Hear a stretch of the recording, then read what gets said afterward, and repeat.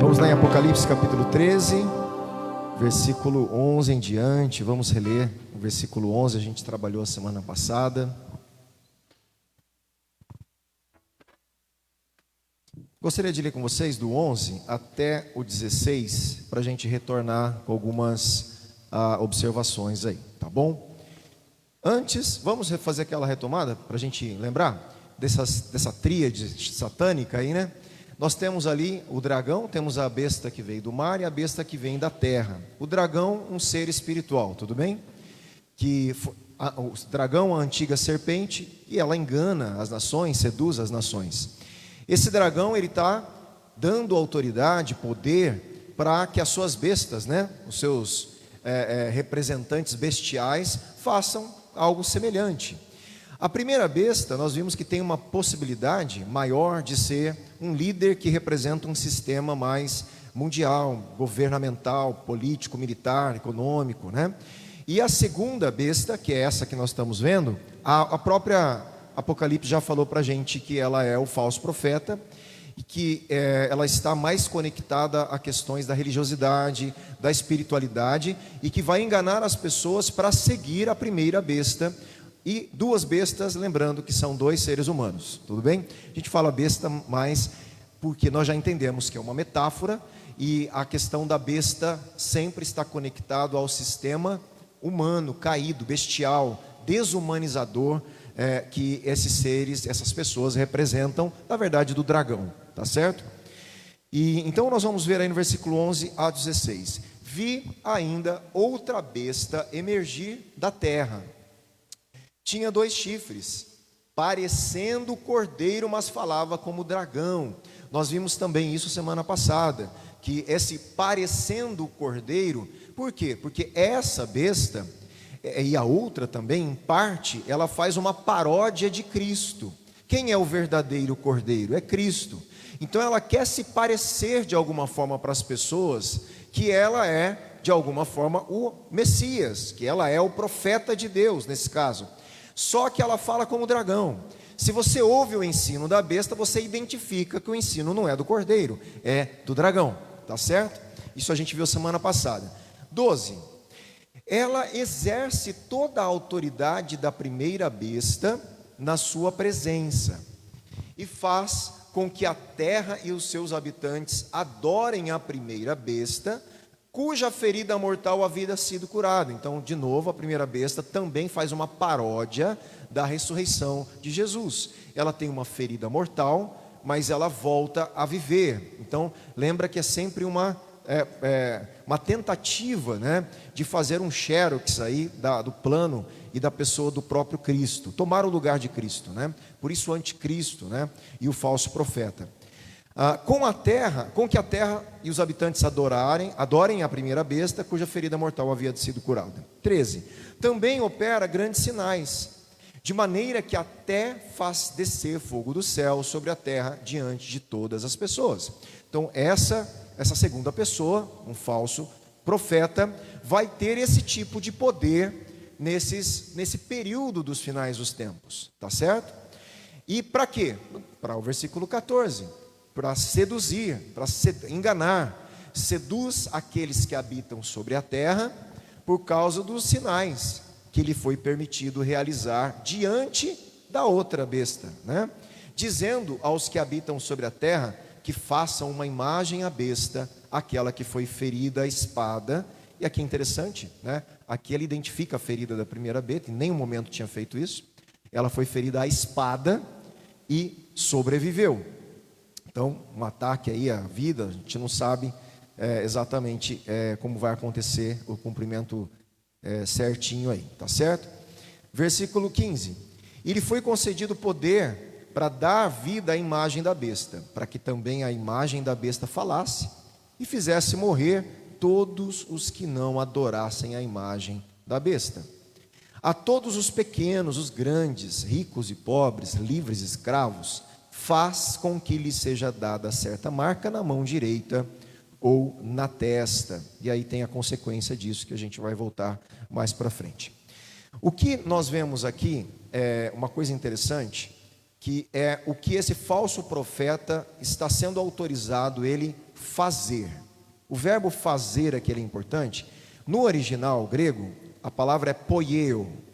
Aparece aqui até o versículo 16, 9 vezes a palavra fazer no grego. Infelizmente, as nossas traduções não traduzem igual. Então ele traduz aqui uma vez exerce, a outra faz, a outra realiza. Mas no grego é a mesma palavra. Você lembra quando eu falei que na literatura grega, que não tinha versículo, né, não tinha capítulo, eles vão tentar criar repetições de palavras para fazer, como se fosse negritar algumas coisas, né? Quem está domingo de manhã, né, a gente aprendeu lá, que vocês aprenderam aqui, Kaiedon, que ele está iniciando e colocando uma nova fase na visão. E aqui é interessante, por quê?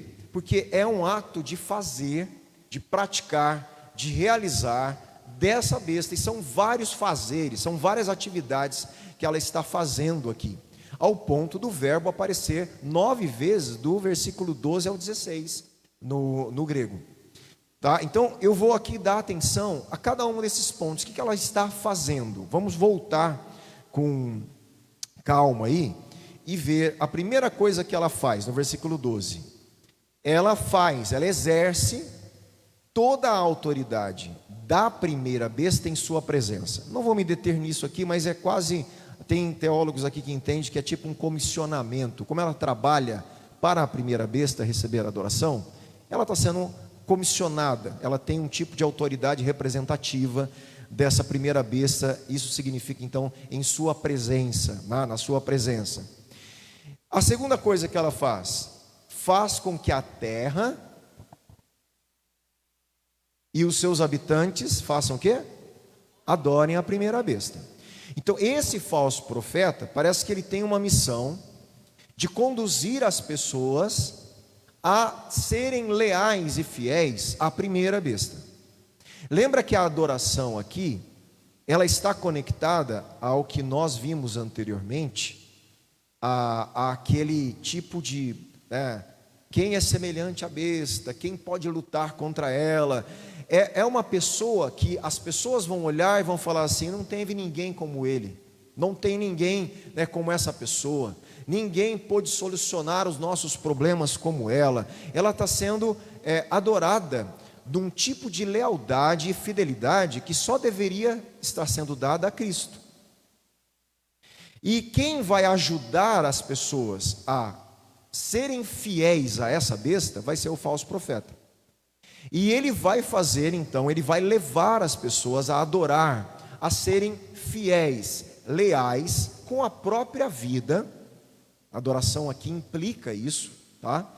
Como acontecia de alguma forma no Império Romano, ao culto ao imperador. Gente, lembra que Apocalipse está sendo escrito dentro de um contexto romano. Muita figura está lá, tá? Os imperadores, eles representam o anticristo. Tá? Os falsos profetas que estavam surgindo são figuras históricas que fazem parte da leitura dos primeiros leitores, como a gente vai ver, mas que apontam para o que aconteceria no futuro também. Então muita coisa estava ali, eles estavam vendo coisas acontecerem. Lembra que tem igrejas sendo perseguidas, lembra que tem falsos profetas dentro das igrejas dali da Ásia. A gente viu tudo isso. Então isso que está sendo falado, eles estão encarnando isso, eles estão vivendo aquilo. Só que a gente sabe que aquilo pode ser considerado um tipo do que vai acontecer futuramente ainda, tá bom? Então vamos lá. O que mais que ela faz? 2. A terra e os habitantes adorem a primeira besta.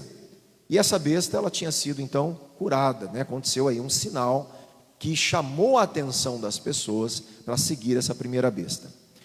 O 13, o que esse falso profeta vai fazer também? Ele vai fazer, gente, também operar grandes sinais.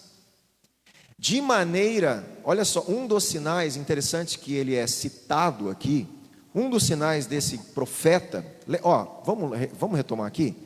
Nós sabemos que ele é falso profeta, porque a Bíblia está falando que é. Gente, na real, ninguém vai chamar ele de falso profeta. Você está entendendo isso, né? Nós entendemos que ele é o falso profeta, que é a besta. mas as pessoas vão seguir como um grande profeta.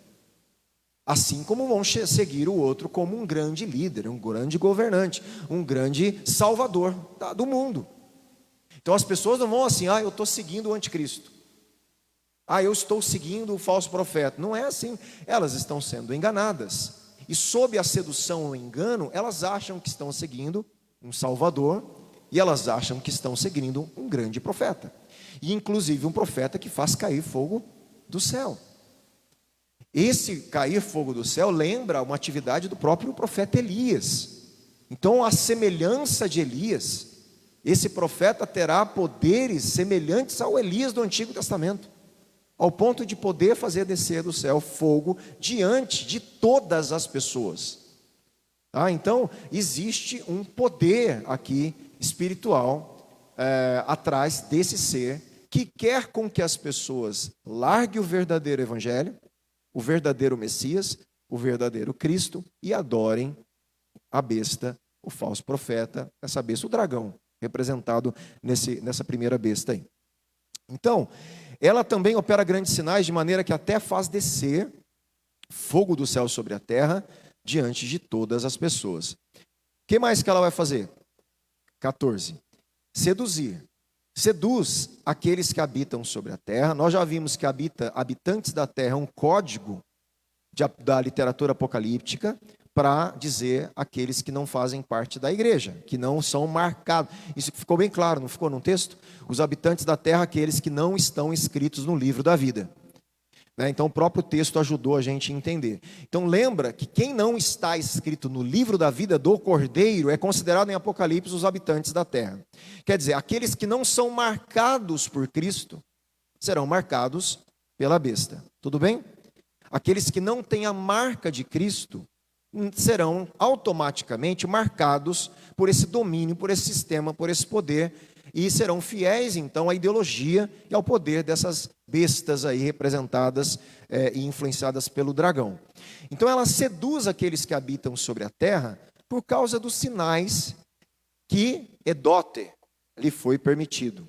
Edote lhe foi permitido realizar diante da besta, dizendo aos que habitam sobre a terra que façam uma imagem à besta. Então, quer dizer, ela vai falar para os que estão seguindo a primeira besta, façam a imagem dela, vamos adorar ali, vamos criar, sei lá que imagem, uma estátua, igual Nabucodonosor, talvez, pediu. Vai chegar a esse ponto? Talvez, parece que sim, a gente está falando aqui uma imagem dessa pessoa, em homenagem a ela. Será que será solicitado o quê? Um tipo de lealdade com a vida? Um tipo de fidelidade ou morre? A gente não sabe, mas é um ato de adoração. Esse ato de adoração tem a ver com um tipo de fidelidade e lealdade com a própria vida, você seguindo essa pessoa, e achando que realmente ela é o salvador da humanidade ali, por tudo que está acontecendo no mundo, inclusive hoje. Então faça uma imagem à besta, aquela que foi ferida à espada e sobreviveu. Aqui, gente, antes de eu continuar aqui, deixa eu só fazer um panorama também histórico, presta atenção. Existia ali na região das 7 igrejas da Ásia, tinha um termo que era falado na época de pessoas importantes nas cidades e nas províncias, era chamado de comuna na Ásia. Essa comuna na Ásia, que era tipo um conselho de pessoas importantes da cidade, eles tinham um presidente, também um líder, que era chamado asiarca. Essa comunidade, esse grupo, ele era um dos promotores da época do culto ao imperador. Então, eles eram pessoas importantes, influentes da cidade, tinham um asiarca, e essas pessoas, obviamente, pactuadas com o poder imperial, com César, ela levava o restante da cidade a se envolver ativamente com o culto ao imperador em várias cidades que tinham o culto ao imperador nas cidades da Ásia.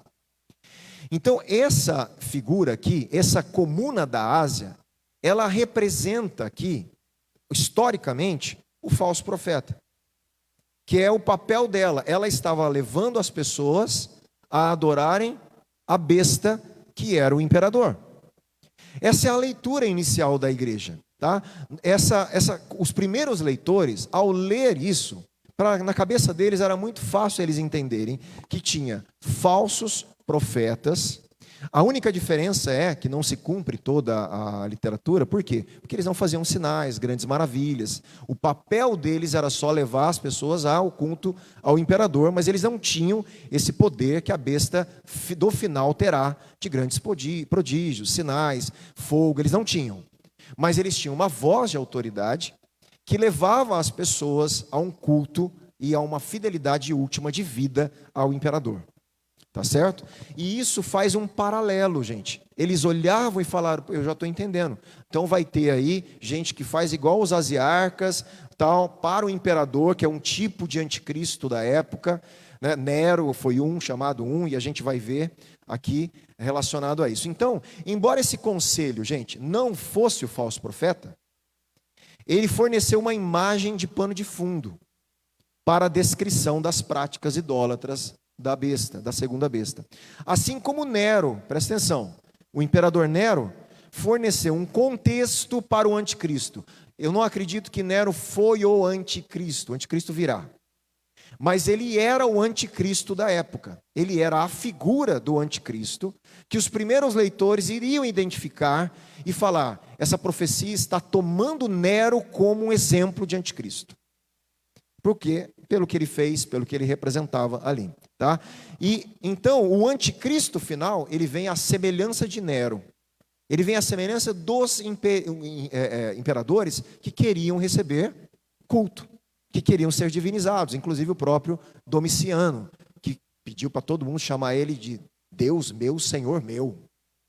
Né? Domiciano exigiu que, em vida, né? Porque o culto ao imperador, normalmente, o imperador morria e eles criavam o culto depois ao imperador morto, em homenagem. Domiciano falou, não, eu quero ser adorado em vida. E ele começa então ali uma tradição de alguns imperadores que queriam a adoração em vida. E ele quer o termo Kyrios para ele, para você ter uma ideia. Quer o termo que Jesus é, Kyrios. Não, eu sou o Kyrios, né? Eu sou o Senhor. E aí a frase é, em latim, Dominus et Deus Noster, né? Que é o nosso Senhor e Deus, ou nosso Deus e Senhor nosso, né? Era isso que Domiciano queria ser chamado de Senhor nosso, Deus nosso. Então esses imperadores, eles tipificam, gente, a besta dos finais dos tempos, para aqueles primeiros leitores. Isso é sempre importante, porque Apocalipse não foi escrito no vácuo, né? Ela não foi escrita para a gente. Ela foi escrita uma carta para 7 igrejas da Ásia, para lidar com a perseguição e dar esperança para eles. Só que como é uma carta profética, ela diz respeito à escatologia, aos finais dos tempos, pegando elementos culturais históricos e mostrando coisas que iriam acontecer nos finais dos tempos. Mas esse diálogo, ele acontece. E aí ele diz ainda no versículo 15, ó. E lhe foi concedido poder para dar vida à imagem da besta, para que também a imagem da besta falasse e fizesse morrer todos que não adorassem a imagem da besta. Então vamos lá devagar aqui, com algumas anotações minhas que eu gostaria de ler. A gente está vendo então, resumindo, que o engano, por meio de imitação de milagres do próprio Jesus, imitação de milagres de profetas de Deus, está resultando em quê? Idolatria. Está resultando em idolatria. O maior pecado na Bíblia é idolatria. Tá? Esse é o maior pecado. Se você vê em Romanos 1, o pecado da idolatria faz com que Deus entregue as pessoas aos outros pecados, aos outros desejos pecaminosos. Então a idolatria é quando eu troco o lugar que só pertencia a Deus para qualquer outra coisa. E no caso, aqui está acontecendo a idolatria a um político, a uma figura, né, a um líder mundial, a um governante mundial. E ela está sendo idolatrada, ovacionada, seguida com a própria vida, seguida de um profeta que vai enganar as pessoas, fazer sinais, fazer com que as pessoas olhem, né? Que fogo do céu, né? Vamos seguir. E assim está acontecendo aqui, o que a gente vai acontecer, né? Então, o importante foco dessa obra, gente, é realizar grandes sinais, milagres, enganadores, que imitam os sinais de Elias e de Cristo. Moisés foi descrito como um profeta, né? Que realizou sinais semelhantes, grandes sinais. E Elias e Eliseu, juntamente também, fizeram famosos milagres que a gente sabe na Bíblia. Com certeza, gente, Jesus é o profeta messiânico, presta atenção, prometido na escritura hebraica. E o Evangelho de João foi elaborado em torno desses sinais milagrosos, que estabelecem um indicador teológico para o significado de Jesus como Cristo. Eu vou traduzir o que eu escrevi aqui. João escreve vários sinais no Evangelho dele. Todos os sinais que João escreve lá, ele escreve inclusive com uma característica bem peculiar relacionada aos outros evangelhos, era justamente para mostrar que Jesus era aquele profeta messiânico, o Filho de Deus, era para mostrar, tanto é inclusive a ressurreição que é relatada, né, de Lázaro, no final das contas, não era para falar só que Jesus ressuscitava pessoas, era para mostrar que ele era a ressurreição e a vida. É quem ele era. Os sinais que João descreve apontam para quem Jesus é.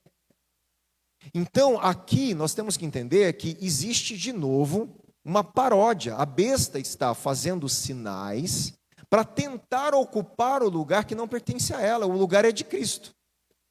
E em parte está sendo permitida essa besta fazer isso e enganar as pessoas e levar as pessoas a esse Salvador, que a gente chama de anticristo, que as pessoas vão servir nos finais dos tempos, porque ele vai, de alguma forma, fazer coisas que, né, as pessoas querem, né, e os governos e o mundo está esperando.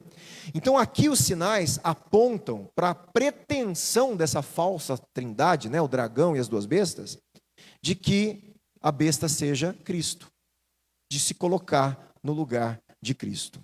Agora, aqui eu tenho um parêntese importante para vocês, porque eu tenho falado isso com vocês, eu queria ler aqui, para a gente não ser enganado, porque, gente, são sinais que parecem sinais de profetas de Deus, sim ou não?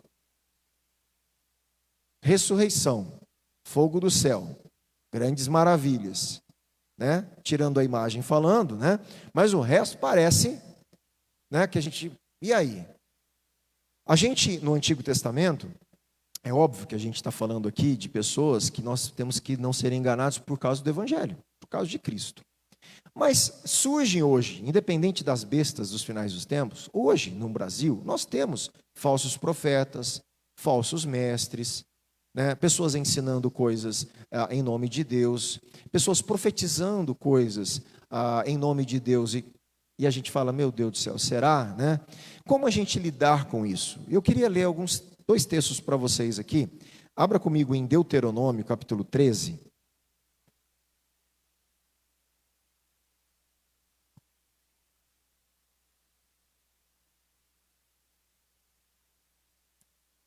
Deuteronômio, capítulo 13. Deixa eu abrir aqui. Vai ficar mais fácil para mim. Versículo 1. Olha só, lá em Deuteronômio, gente, lá na Torá, existe um ensino a respeito disso, né? Olha o que está escrito. Se aparecer no meio de vocês um profeta ou um sonhador, alguém já foi contar um sonho para você? Né? Então, ó, se aparecer no meio da igreja aqui, gente, um profeta, um sonhador, né? E anunciar, olha só, e falar que fez um sinal. Sinal aqui é uma maravilha, um milagre e prodígio. E se acontecer esse sinal ou prodígio de que ele falou, e ele disser, presta atenção, olha só, se aparecer um profeta, ele fizer sinal, prodígio, o prodígio, o sinal acontecer, mas ele ensinar isso, foge dele. Olha lá. Vamos seguir e adorar outros deuses. Deuses esses que vocês não conheceram. Então, olha que interessante. Aí, vamos lá. Aí ele continua ensinando: não deem ouvidos às palavras desse profeta ou sonhador, porque o Senhor, seu Deus, está pondo vocês à prova. Deus põe a gente à prova mandando profeta falso. E muita gente é reprovado. Sabe por quê? Porque Ele não quer que você busque o sinal. Ele quer que você tenha uma fidelidade com Ele, como o único Deus e Senhor da sua vida. Se um profeta faz um sinal, um prodígio, e ele leva você... Hoje, os profetas não levam a adorar uma imagem, não, mas levam a adorar a Ele. Levam você a ficar dependente dEle. Ele começa a ser o Senhor da sua vida, porque aí você não vai viver mais sem, parece, cartomante, sem ir lá perguntar para Ele o que você tem que fazer da sua vida. Meu irmão, Ele tomou o lugar de Deus, porque quem faz isso com você é o Espírito Santo, que nos guia toda a verdade, porque somos filhos de Deus. Ele habita em nós, Ele nos orienta, Ele nos guia, Ele nos ensina, nos leva a Cristo. Não é um profeta que tem que fazer isso.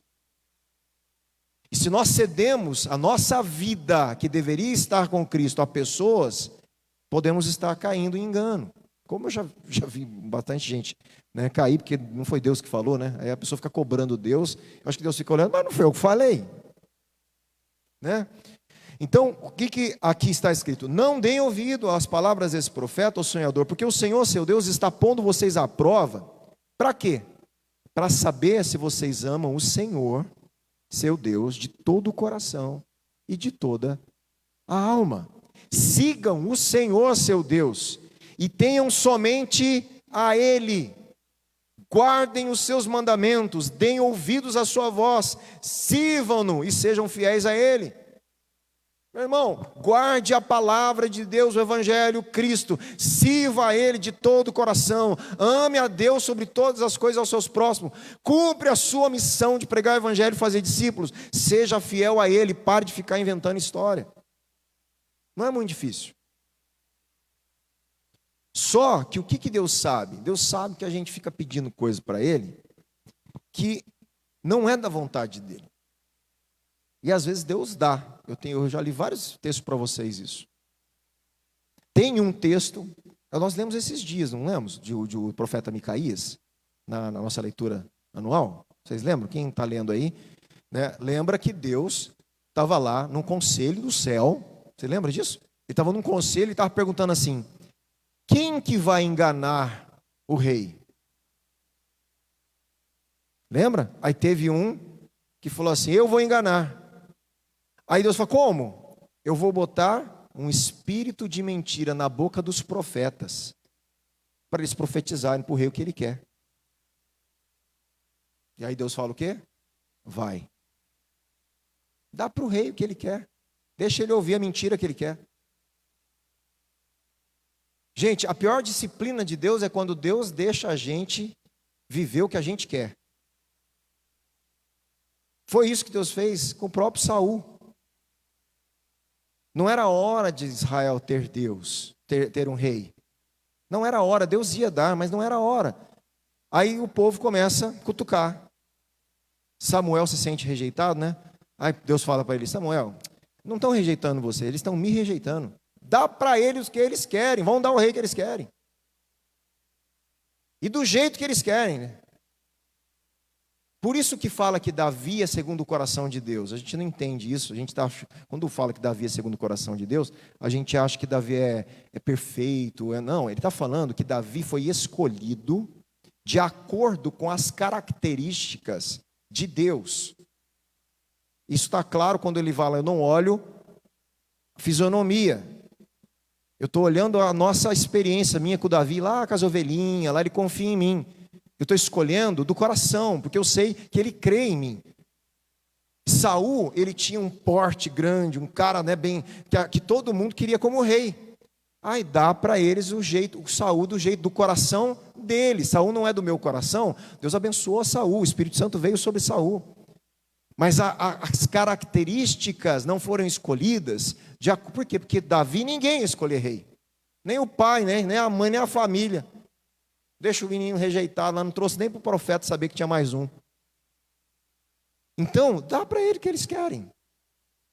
E em Romanos, mesma coisa. Eu vou deixar eles se deleitarem em seus próprios desejos. Isso vai ser a pior coisa para a vida deles. Meu irmão, a melhor coisa não é a gente pedir o que a gente quer, é a gente falar o que Jesus ensinou. Pai, seja feita a sua vontade. Eu quero a sua vontade para a minha vida. Eu quero saber qual a sua vontade. E parte dela está muito clara na Bíblia. O resto são coisas do nosso dia a dia que a gente quer a vontade de Deus. Então, essas pessoas que seguem e que querem ficar atrás de prodígios, sinais, profeta, a possibilidade de serem enganadas, eu tenho falado, é grande. Porque o coração delas não está na fidelidade última a Cristo, está nos seus próprios desejos. E o pior, a pessoa que é atrás do profeta para receber profecia do quê, gente?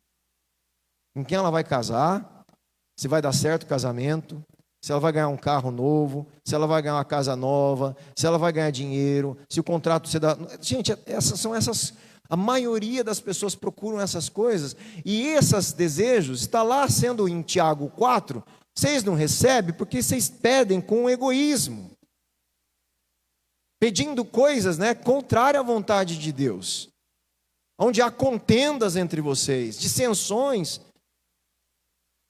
Vocês não ganham porque não pedem, quando pede, pede mal. Porque Jesus ensinou a gente a pedir. Jesus ensinou. Então, essa figura, gente, olha só, essas figuras aqui de Apocalipse, para enganar as pessoas, não vai ser muito difícil. Imagina fazendo sinais e prodígios. E eu estou para te falar, pior de tudo, vai enganar a gente crente. Porque Jesus falou. E tem a possibilidade de algumas pessoas, crente que eu falo, que estão na igreja, vamos abrir outro texto em 2 Tessalonicenses. Olha lá, 2 Tessalonicenses, versículo 2. Perdão, capítulo 2, versículo 9.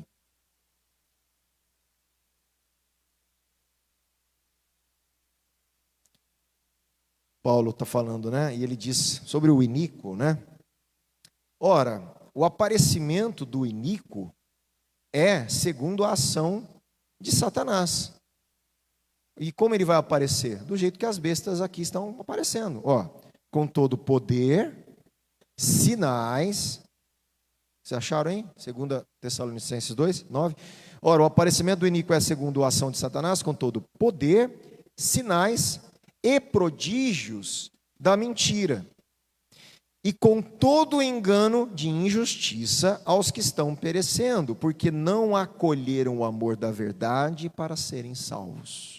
Olha quem vai ser enganado: as pessoas que não acolhem o amor da verdade. Você vai ser facilmente enganado por um que é iníquo, mas está fazendo prodígios, sinais, maravilhas, Fala mais alguma coisa? É por esse motivo que Deus lhe envia a operação do erro para darem crédito à mentira, a fim de serem condenados todos que não creram na verdade, mas tiveram prazer na injustiça. Pessoas que não amam a verdade. Quem é a verdade? Eu sou o caminho, a verdade e a vida. Jesus é a síntese, a verdade encarnada e os seus ensinamentos. Então é óbvio que está falando de uma verdade que a gente sabe que está falando. Então você não ama a verdade, ama a injustiça, vai ser enganado mesmo. Está prontinho para ser enganado, para seguir a besta e adorar o falso profeta, o anticristo. Então, é assim. Então, gente, esses sinais, eles vão acontecer. Particularmente o falso profeta é uma paródia de Elias, também que a gente já viu, E vai cair lá fogo do céu, à vista de todos os homens, vai ser um espetáculo público, gente. Todo mundo vai ver, não vai ser escondido. Está falando aí, diante de todas as pessoas. Um dos testes para se detectar um falso profeta ainda, olha só, era o quê? Vamos mais um texto, Jeremias 23. Isso é tão importante, Um dia eu preciso pregar nisso. domingo à noite também. Jeremias 23.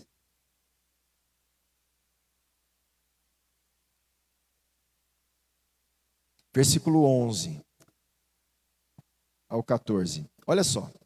Pois tanto o profeta, isso no tempo de Jeremias aí, né? Tanto o profeta como o sacerdote estão contaminados. Até na minha casa achei a sua maldade, diz o Senhor. Então, gente, hoje em dia não é diferente. Tem profeta e sacerdote contaminado. Portanto, o que Deus vai falando, o caminho deles será como lugares escorregadios na escuridão, para a qual serão empurrados e na qual cairão.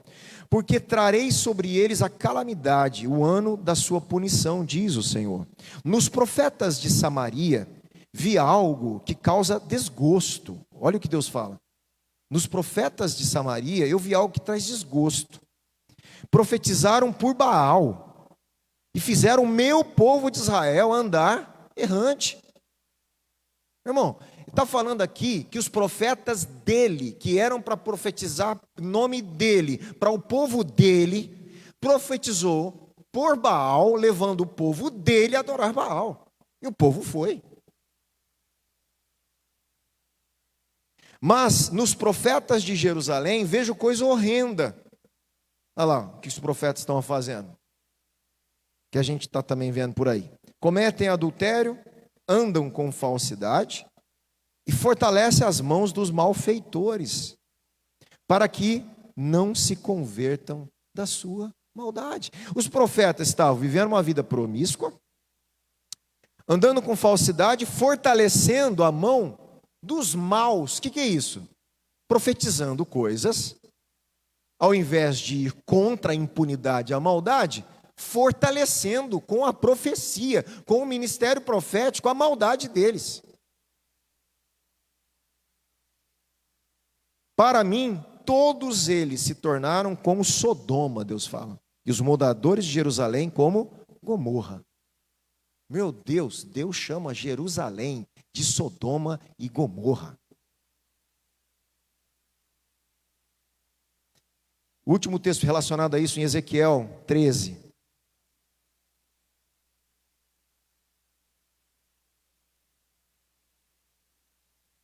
Ezequiel capítulo 13, versículo 1. Vamos ler aqui sem pressa. Isso aqui nós vamos... É um aprendizado aqui, gente. Devagar, eu vou ler devagar aqui bastante versículo. Versículo 1 em diante, vamos caminhar aqui até o fim. A palavra do Senhor vem a mim dizendo: Filho do homem, profetize, olha só, Deus falando com Ezequiel, profetize contra quem? Os profetas de Israel. Profetize contra os profetas de Israel. A esses que profetizam o que lhes vem do coração. Ai, meu Deus, um monte de gente, né? Pastor, eu quero falar, né? Profeta, olha, vem no meu coração isso, né? Aí Deus já dá uma lapada, né? Diga que, gente, a coisa mais enganosa que tem é o coração humano. Ah, eu estou sentindo no coração. Ih, meu Deus do céu, o problema sério esse negócio de estar sentindo no coração, né? Porque o problema mais sério que a gente tem é sentir no coração, porque cada hora a gente sente uma coisa, né? Então a gente não se move porque sente no coração, gente. Se move pela Bíblia, pela palavra de Deus, pelo exemplo, por Cristo, pela doutrina, pelo ensinamento e pelo Espírito que nos ajuda a entender tudo isso e a colocar em prática, né? Então, olha lá. Assim diz o Senhor Deus: ai dos profetas insensatos, que seguem o seu próprio espírito sem nada terem visto. Tem um monte por aí. Não viram nada, falaram que viram. Não ouviram nada de Deus, falaram que é tudo a cabeça deles, do espírito, do coração deles.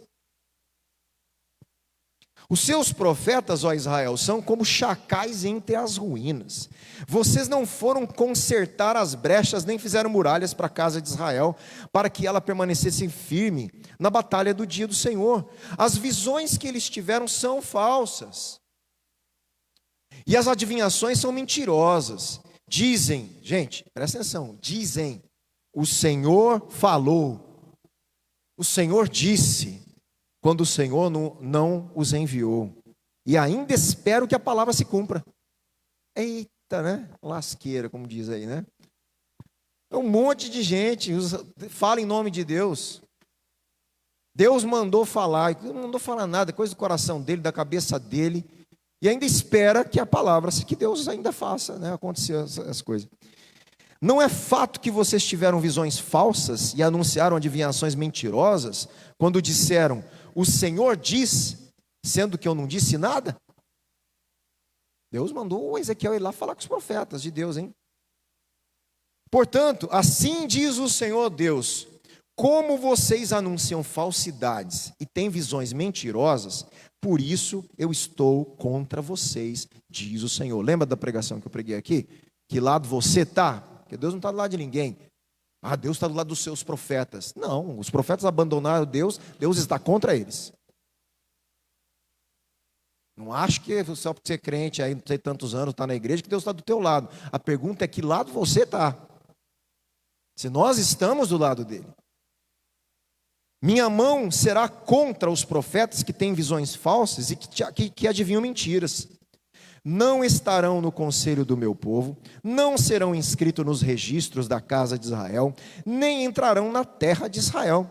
E vocês saberão que eu sou o Senhor Deus. Porque andam enganando, sim, enganando o meu povo, dizendo, olha só o que os profetas falavam, paz, quando não há paz. É mais ou menos assim, ó, bênção para você, quando não é bênção. Paz, quando não há paz. E quando se constrói uma parede sem argamassa, os profetas a cobrem com cal. Isso está relacionado à construção ali da época, né? Quando você constrói uma parede sem estar sólida, com argamassa ali, de uma forma firme, ao invés dos profetas ir lá e falar, derruba e faz de novo. É isso que Deus está falando. O que eles faziam? Ah, tá, vamos passar um cal aqui, vai passar. Esconde. É a mesma coisa que na vida de hoje. Tem um profeta vendo a pessoa andar em pecado, não está caminhando com Deus, né, não tem vida com Deus. Aí ele vai lá, passa uma pá de cal e fala, não, tudo bem, né? Está tudo bem, Deus está te abençoando. Diga aos que estão aplicando a cal que a parede vai cair, ruirá, haverá chuva torrencial, vocês, pedras de granizo, cairão e um vento tempestuoso irromperá. Quando a parede cair, certamente vão perguntar, onde está a cal com que vocês acaiaram? Portanto, assim diz o Senhor Deus, no meu furor mandarei um vento tempestuoso, na minha ira haverá chuva torrencial, e na minha indignação pedras de granizo para destruir. Derrubarei a parede que vocês cobriram com cal, vou arrasá-la para que apareçam os seus alicerces. Quando a parede cair, vocês serão destruídos no meio dela e saberão que eu sou o Senhor. Assim cumprirei o meu furor contra a parede e contra os que a cobriram com cal. E direi a vocês, já não existe parede, como também não existem aqueles que a cobriram de cal. Os profetas de Israel, que profetizam a respeito de Jerusalém, e para ela têm visões de paz, quando não há paz, diz o Senhor. Aqui eu vou ler o restante aqui, porque aqui é outra interessante, ele vai falar ainda, continuando aqui, se eu não me engano é esse texto, se eu não estou enganado, eu acho que é contra agora mulheres que profetizavam, ó. Filho do homem, vire o seu rosto contra as filhas do seu povo que profetizam o que lhes vem do próprio coração. Aí ele vai profetizar contra elas, ó. E diga, assim diz o Senhor Deus, ai das que costuram fitinhas mágicas para serem usadas em todas as articulações das mãos, fazem véus para a cabeça de todo tamanho, para enredar as pessoas.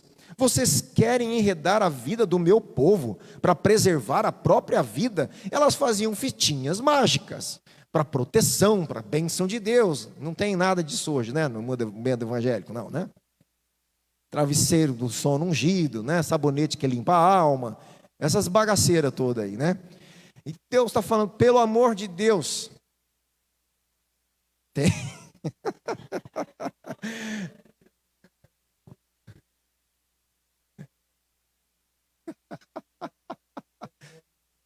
Exato, exatamente. Aí, eu acho que se o profeta Ezequiel tivesse hoje, ele ia falar, olha, a mesma coisa aqui. Coisas mágicas, coisas que Deus nunca mandou fazer, superstições, gente, são superstições, né? 19, vocês me profanaram do meio do meu povo por punhados de cevada, por pedaço de pão, para matarem pessoas que não deveriam morrer. Olha só, matarem pessoas, olha lá, ó, como que eu falei domingo da morte, né? Da morte, como fala?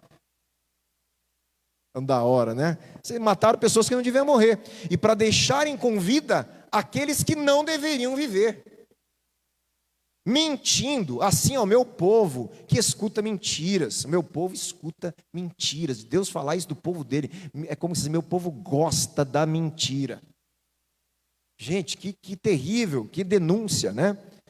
Versículo 20, portanto assim diz o Senhor Deus, eis que eu sou contra as fitinhas mágicas que vocês usam para enredar as pessoas, como se fossem pássaros. Eu os arranquei dos seus braços, deixarei livres aqueles que vocês enredaram como se fossem pássaros. Também rasgarei os véus, livrarei o meu povo das mãos de vocês. Ele nunca mais estará ao alcance de vocês para ser caçado, e vocês, mulheres, saberão que eu sou o Senhor. Visto que com mentiras vocês desanimaram o coração do justo, não havendo eu entristecido, e fortaleceram as mãos do ímpio, para que não se desviasse do seu mau caminho. Gente, profeta ruim faz isso. Ele abençoa o ímpio e vai contra o justo, porque ele não quer o justo, ele não quer as coisas de Deus, não quer ouvir as coisas certas. Ele vai se juntar com gente ímpia e vai profetizar ainda coisas como se fosse de Deus. E para terminar, por isso vocês não terão mais visões falsas e nunca mais farão adivinhações. Livrarei o meu povo das mãos de vocês, e vocês, mulheres, saberão que eu sou o Senhor. Tá? Então, gente, isso aqui é uma aula para a gente identificar a falsa profecia, profecia de Deus, né? A gente precisa discernir essas coisas para não sermos enganados, porque um dos sinais dos finais dos tempos é que aumentaria o quê? Falsos mestres e falsos profetas. Era um dos sinais, né? Então, por favor, gente, eu insisto nisso, né? Mais uma vez aí, tá bom? Então, para encerrar aqui, Satanás é o grande enganador cósmico, a antiga serpente que engana as nações, né? Deus dá ao falso profeta ali, permite poder para iludir as nações, provar, como ele falou em Deuteronômio, eu deixo para que meu povo seja provado e para ver se me ama de verdade. E aqui nesses sinais dos tempos vai acontecer isso.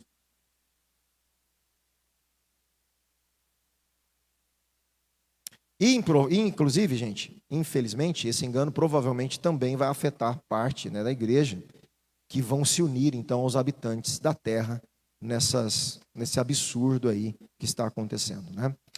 Eu estou só passando aqui para eu encerrar, para não voltar mais aqui a semana que vem. Eu vou só falar aqui a semana que vem em relação à imagem, para eu continuar. Eu vou anotar aqui, tá? Porque é importante. Porque ele faz uma observação, existia já umas crenças de imagens que falavam na época. Eu quero trazer essa questão histórica, mas ao que parece, a imagem falar aqui vai ser real, aqui não vai ser uma montagem, não vai acontecer. Existe, isso, o que você tem que entender é que está existindo um poder verdadeiro no sentido de real, mas mentiroso no sentido da fonte. É mentira porque a fonte dela é o dragão. Então ele está tentando corromper e levar as pessoas a uma falsa adoração. Mas é real no sentido que eles estão acontecendo. O fogo está descendo do céu. A imagem está falando, né? Então existem coisas realmente acontecendo. E isso que vai atrair, obviamente, as pessoas ao engano aí, tá bom? Então, por favor, gente, conheça a palavra e persistam no Evangelho, em estudar a Bíblia, não sejam enganados. Amém? Não sejamos nós enganados, em nome de Jesus, que Deus nos proteja, nos livre do mal.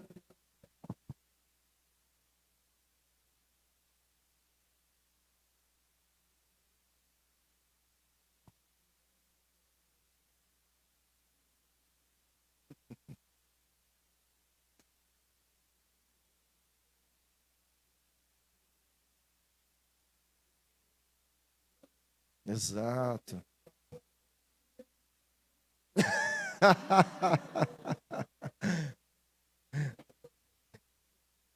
Exatamente. Enganos, né? E se for verdade ou não, a gente não sabe, mas independente, porque pode até ser verdade, e aí são enganos. Como vai ser verdade aqui os sinais? É o que eu estou falando. Mas tudo isso é para provar o nosso coração e tirar a gente do verdadeiro evangelho, do Cristo, gente. Então é isso que a gente não pode deixar. Tá bom? Vamos orar, agradecer a Deus?